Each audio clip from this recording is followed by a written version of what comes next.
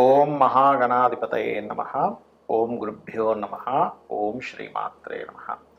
పరమేశ్వర స్వరూపమైనటువంటి జ్యోతిష, వాస్తు మరియు ఇతర అనేకమైనటువంటి శాస్త్రములను మనకు అందించినటువంటి మహర్షులకి నమస్కారం. హయగ్రీవ హయగ్రీవ హయగ్రీవేతియో వదేత్తస్స నిస్సరదేవాణి జన్మకన్యా ప్రవాహవత్. అరుణాం కరుణాతరంగితాక్షీం ధృతపాశాంకుశపుష్పబాణచాపాం అనిమాదిభిరావృతాం మయూకైః అహమిత్యేవ విభావయే భవానీం. శ్రీమాత్రే నమః.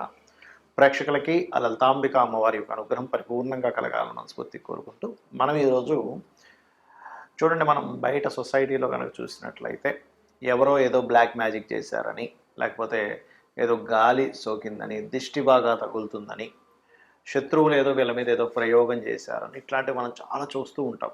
అసలు అందులో ఎంతవరకు నిజం ఉంది? ఇక్కడ పాయింట్ బై పాయింట్గా చూసుకుంటే, అంటే ఒక్కొక్క లగ్నానికి అసలు ఏ గ్రహ దశ వల్ల, ఏ కాంబినేషన్స్ వల్ల అలాంటివి ఏర్పడతాయి. ఇక్కడ పాయింట్ నెంబర్ 1 ఏంటంటే అసలు సిమ్టమ్స్ ఏమిటి, అదేవిధంగా దీని మీద మోసాలు ఎలా జరుగుతున్నాయి, అలాగే భ్రమలు ఉంటాయి కొంతమందికి. సిమ్టమ్స్, మోసాలు, భ్రమలు, అదేవిధంగా అసలు ఎందుకు వస్తాయి ఇవి, అసలు ఎందుకు ఏర్పడతాయి, ఇవి తొలగిపోవాలంటే ఏం చేసుకోవాలి, అసలు ఈ కాలంలో అలా చేసేవాళ్ళు ఉన్నారా అనేటువంటి అనేకమైనటువంటి అంశాలు ఒక్కొక్క లగ్నరీత్యా పూర్తిగా తెలుసుకుందాం. మీరు వీడియో ఆఖరి వరకు చూడండి. అయితే ఈ విషయాలను ఎన్నో రీసెర్చ్లు చేసి చెప్తున్నటువంటి అంశం ఇది. ఈ యొక్క అంశం చెప్తుంది నేనైనప్పటికీ కూడా చెప్పేస్తుంది సాక్షాత్ లలితామ్మ వారిగా భావిస్తూ భ్రమల్ని, భయాల్ని పోగొట్టుకోవడానికే ఈ వీడియో పర్టికులర్గా చూడండి, మీకు అర్థమవుతుంది. మిథున లగ్నము, మిథున రాశి.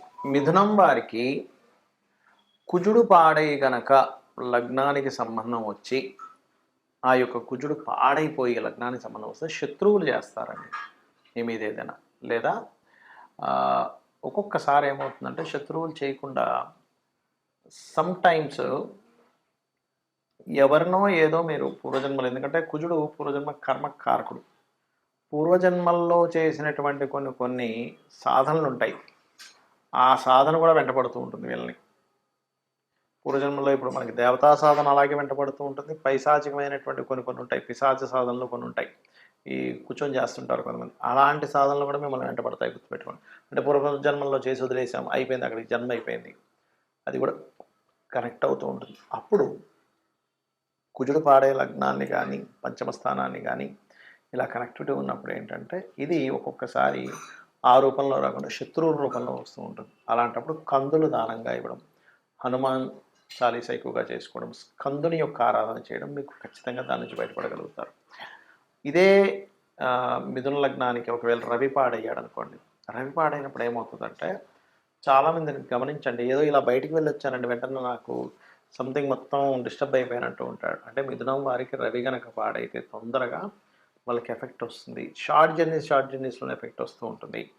అలాంటప్పుడు దుర్గానామాన్ని ఎక్కువగా స్మరించడం, సూర్య నమస్కారాలు ఎక్కువగా చేసుకోవడం మంచి ఫలితాలు ఇస్తుంది. అందులో పర్టికులర్గా మీకు ఏ గ్రహం పాడైతే ఆ రోజుల్లో ఎఫెక్ట్ ఎక్కువగా వస్తుంటుంది, గుర్తుపెట్టుకోండి. కుజుడు పాడయ్యాడు మంగళవారాలు, రవి పాడయ్యాడు ఆదివారాలు, అలా కాకుండా చంద్రుడు పాడయ్యాడు సోమవారాలు. అంటే మీరు అబ్జర్వ్ చేయొచ్చు, సోమవారాలు నాకు డల్గా ఉందంటే ఎక్కడో మా గ్రహంలో ఆ యొక్క గ్రహం, అంటే ఆ వారానికి సంబంధించిన గ్రహాధిపతి పాడయ్యాడు అనేటువంటిది మీరు అర్థం చేసుకోవాలి. అలాగే మరొక విషయం ఏంటంటే, ఇక్కడ ఈ యొక్క మిథునానికి ప్రధానంగా ఇక్కడ మనం ఇందాక చెప్పుకున్నట్టుగా కుజుడితో పాటు శని ఎంత భాగ్యాధిపతి అయినా అష్టమాధిపతి కూడా అవుతాడు, గుర్తుపెట్టుకోండి. అయితే ఈ శని గనక ముఖ్యంగా రాహు సంబంధాలు కలిగి ఉన్నప్పుడు వీళ్ళకి ఏంటంటే చాలా మట్టుకు ఎవరెవరో సాంగత్యం వల్ల, ఆ సాంగత్యంలో చేయకూడనటువంటి కొన్ని సాధనలు చేయడం వల్ల ఇబ్బంది వస్తూ ఉంటుంది, గుర్తుపెట్టుకోండి, మిథునం వారికి ప్రధానంగా. అయితే వీళ్ళకి ఇదే శని కనుక బాగున్నాడు అనుకోండి, కొన్ని గొప్ప సాధనలు కూడా చేస్తారు, అందులో ఎటువంటి సందేహం లేదు. మంచి మంచి సాధనలు చేసి ఒక మంచి స్టేజ్కి వెళ్తారు. బట్ ఇక్కడ డిపెండ్ ఆన్ శాటన్ చాలా పెద్ద పాత్రను పోషిస్తూ ఉంటుంది. అలాగే మిథునం వరకు ఒకవేళ బుధుడు పాడయ్యాడు, అప్పుడు ఏమవుతుంటుందంటే మీరు కొన్నిసార్లు చూడండి, మనం కొన్ని పొలాలు కావచ్చు, తోటలు కావచ్చు తీసుకున్నప్పుడు దాని పక్కనే కొన్ని శ్మశానాలు అవి కూడా ఉంటుంటాయి. ఒక్కోసారి తెలియక అలాంటివి తీసేసుకోవడము, లేకపోతే గతంలో అంతకుముందు అక్కడ గ్రేవియార్డ్ ఉండేదండి, తెలియక మనం ఆ భూమి కొనుక్కున్నాం అంటుంటారు. ఇటువంటి వాటి వల్ల వస్తుంటుంది బుధుడు కనుక పాడై. దాని మీద కమర్షియల్ కాంప్లెక్స్ కట్టేస్తారు కొంతమంది. చూడ్డానికి మాత్రం బయటికి నేను కమర్షియల్ కాంప్లెక్స్ తీసుకున్నాను చాలా బాగుందంట. కానీ వాళ్ళ జన్మజాతకంలో బుధుడు స్పాయిల్ అయ్యి మిథున లగ్నాన్ని కానీ స్పాయిల్ అయితే వాళ్ళు తీసుకునేటువంటి బిజినెస్ సెంటర్ కావచ్చు, కమర్షియల్ కాంప్లెక్స్ కావచ్చు, వాటి రూపంలో గతంలో అక్కడ నిర్మాణం బాగోకపోవడం వల్ల వచ్చే ఇబ్బందులు వస్తుంటాయి. అయితే మీరు మీ లైఫ్లో ఎటువంటి నెగిటివ్ ఎఫెక్ట్స్ కలగకుండా ఉండాలి అంటే మాత్రం మీరు చేయవలసినటువంటిది ఎక్కువగా శ్రీమాత్రే నమః అని నామస్మరణ చేయండి, అన్ని విధాలు బాగుంటుంది. మనము పాయింట్ బై పాయింట్గా చూసుకుంటే అసలు సిమ్టమ్స్ ఏమిటి, ఈ గాలి దూరి తగిలిన వల్ల సిమ్టమ్స్ ఎలా ఉంటాయంటే నిద్రలో ఉలిక్కిపడి లేస్తుంటారు. గుర్తుపెట్టుకోండి, మన పైన ఏదో ఉంది అనేటువంటి ఫీలింగ్ కలుగుతుంటుంది. అది సమ్ టైమ్స్ నేను ఇందాక చెప్పినటువంటివి ఏవైతే ఇప్పుడు శని కానీ, కేతువు కానీ, పాడైన బుధుడు కానీ, పాడైనటువంటి రవి కానీ, రాహు కానీ, ఇట్లా ఈ కుజుడు నీచంలో ఉన్న కుజుడు కానీ ఈ దశలు వచ్చినప్పుడు సహజంగా ఏమవుతుంటుందంటే విశ్వంలో భగవంతుడు క్రియేట్ చేసిన సృష్టిలో పాపగ్రహ సంబంధాలు పాడై మహాదశలు, అంతర్దశలు, ప్రత్యంతర్దశలు నడిచినప్పుడు ఇక్కడ ఉన్నటువంటి కొన్ని పిశాచాల బాధలు పడుతూ ఉంటాడు మనిషి. శుభగ్రహ సంబంధాలు వచ్చినప్పుడు కొన్ని దేవతా గణాల యొక్క మంచి ఫలితాలు పొందుతుంటాడు. ఇది మెయిన్ కారణం అక్కడ ఎందుకు అలా అవుతుంది అంటే. రైట్.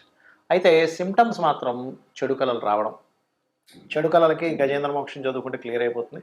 కాకపోతే ఉలిక్కి పడ్డం, వెనక నుంచి ఎవరో ఇలా వెళ్ళిపోయినట్టు అనిపించడం, ఏదో పని చేసుకుంటే వెనక నుంచి ఏదో ఒక నల్లటి ఆకారం వెళ్ళిపోయిందండి అంటూ ఉంటారు.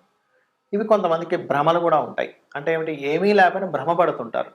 భ్రమ ఎవరు పడతారు, ఎందుకంటే మనం ఒక క్లారిటీకి రావాలి, నేను నిజంగా భ్రమ పడుతున్నానా అవుతుందా ఇది తెలుసుకోవాలి ముఖ్యంగా. ఎందుకంటే ఈ మీరు భ్రమపడుతున్న దాన్ని కొంతమంది సొసైటీలో మోసం చేస్తుంటారు కూడా. మీకు ఏదో వచ్చేసిందండి, మీరు ఇన్ని లక్షలు తీసుకురండి, ఇన్ని వేలు తీసుకురండి, ఫస్ట్ అక్కడ డబ్బులు పెట్టండి అని మిమ్మల్ని ఇబ్బంది పెట్టే వాళ్ళు ఉంటారు సొసైటీలో. ఇది బాగా గుర్తుపెట్టుకోండి. మరి ఏమండి, నాకు భ్రమ అవ్వచ్చు లేదా నిజంగా అవ్వచ్చు, ఏమిటి దీనికి పరిహారము అంటే కూడా చెప్తాను నేను మీకు.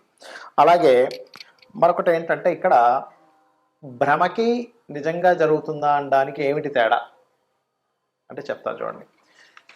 మీది భ్రమ అనుకోండి, ఎక్కడో పంచమాధిపతి మహాదశలు నడుస్తుంటాయి, మీ లగ్నం నుంచి 5వ అధిపతి మహాదశల్లో ఇది కనెక్ట్ అవుతూ ఉంటుంది, లేదా చంద్రుడి ద్వారా కనెక్ట్ అయిందంటే అది భ్రమే, ఇంకా అందులో డౌట్ లేదు.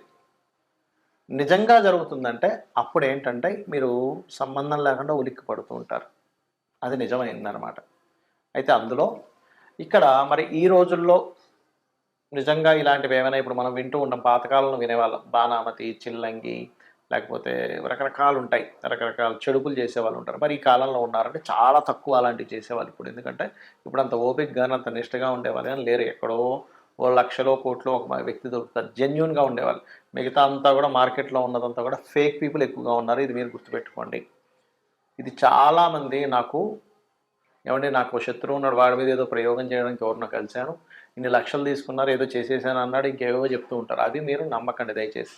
జెన్యూన్ పీపుల్ చాలా తక్కువ. నేను ఇలాంటివి లేవనట్లేదు, ఉన్నాయి, కానీ ఇలా చేసే వాళ్ళ జెన్యూన్గా ఉండే వాళ్ళ పీపుల్ చాలా అంటే చాలా తక్కువ, చాలా ఎక్కడో కానీ ఉండరు.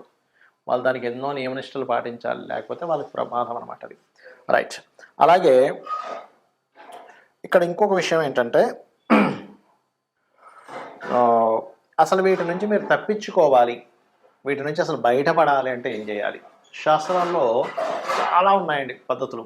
ఒకటి, నిత్యము చండీ ఇంట్లో కనుక పారాయణం జరిగింది, లేదా లలితా సహస్రనామాలు ఇంట్లో పారాయణం జరుగుతుంది, రోజు ఉదయం సాయంత్రం లలితా సహస్రనామాలు చదువుతున్నాయి, లలిత చదవడం కానీ, లేకపోతే ఖడ్గమాల ఇంట్లో మీకు ఉపదేశం ఉంటేనే ఖడ్గమాలు చేయాలంటారు, జరుగుతుంది. అంటే ఆవరణ దేవతలు ఒక్కొక్క దేవత గురించి వస్తూ ఉంటుంది, ఆ దేవతలు మొత్తం రక్షణ కలిగించి మీకు నెగిటివ్ ఎనర్జీ పోయేలా చేస్తుంది, గుర్తుపెట్టుకోండి. ఒకటి.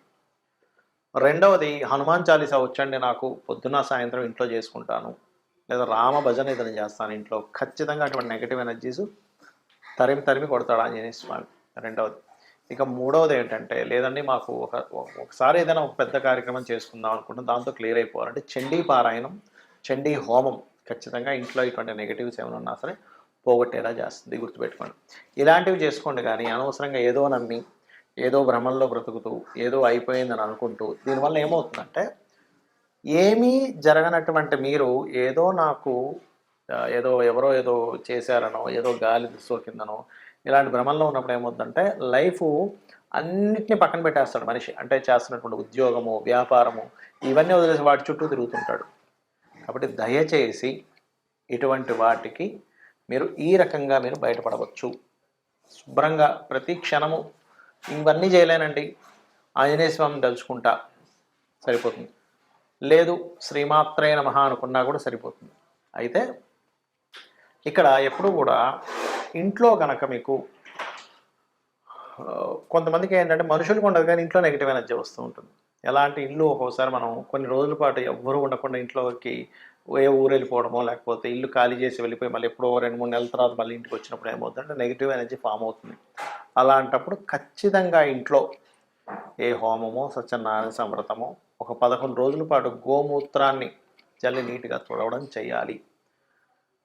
అలా చేస్తే ఏమవుతుందంటే కల్లుప్పుతోని కడిగడం చేస్తే అప్పుడు నెగిటివ్ ఎనర్జీ పోతుందండి. లేకపోతే ఏమవుతుందంటే అవి ఎవ్వరూ తిరగనటువంటి ప్రదేశము. ఎందుకంటే లోకంలో నెగెటివ్ ఎనర్జీ, పాజిటివ్ ఎనర్జీ 2 ఉన్నాయి గుర్తుపెట్టుకోండి. దేవతా ఎనర్జీ ఎంత స్పష్టంగా ఉందో పిశాచాలు, ఆత్మలు ఈ ఆత్మలే రకరకాలుగా మారుతూ ఉంటాయి. మనిషి యొక్క ఆత్మే ఆ రకంగా మారుతూ ఉంటుంది. అవి కూడా ఉన్నాయి. కాకపోతే ఇక్కడ దేవతని గనక మీరు పట్టుకోగలిగితే 100% ఎటువంటి ఇబ్బంది ఉండదు. కాకపోతే నిష్టగా రెగ్యులర్‌గా చేస్తున్నారు. మరి కొంతమందికి ఈ పాపగ్రహ సంబంధాలు ఎక్కువగా ఉన్నప్పుడు అది ఒక్కోసారి రోగం మీద, ఒక్కొక్కసారి ఇట్లాంటి వాటి మీద ప్రభావం చూపిస్తుంటుంది. ఆ సమయంలో అమ్మవారిని బలంగా మీరు నిత్యము చేయండి. అన్ని విధాలా మీకు బావుంటుంది. శ్రీమాత్రే నమః.